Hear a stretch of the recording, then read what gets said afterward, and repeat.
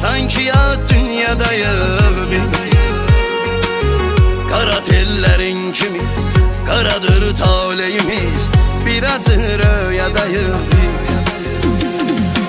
Yanmadım mı sen hemen, laf razıyam yenemem, kül olum senin yolundan. Qayıdaq hemen zamana, değmez ayağım tikana, kül olum senin yolundan.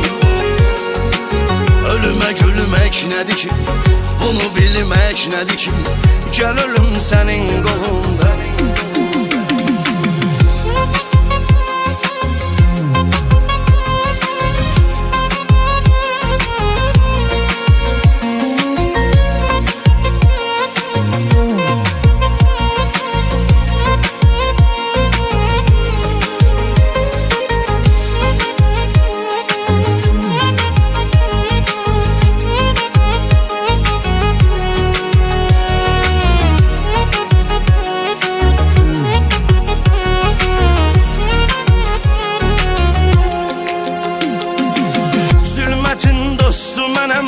Gecenin emdemi mən, səni sənsiz yaşayan var.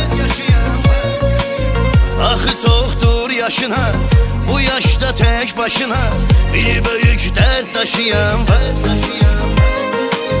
Arzular yarım yarım, hanı əhdi mil qarım, yoxdu eşqdən əsərindi. Düşmürəm mi yadına, nəğmə qoşdum adına, ağla məndən xəbər indi. Həsrətin çoxdur yaşı, ətəyindən atdaşı, bir dəfə sıx yolum üstə. Səni axtarır gözüm, canımda yoxdur dözüm, gülər üzlüm boyu bəstə.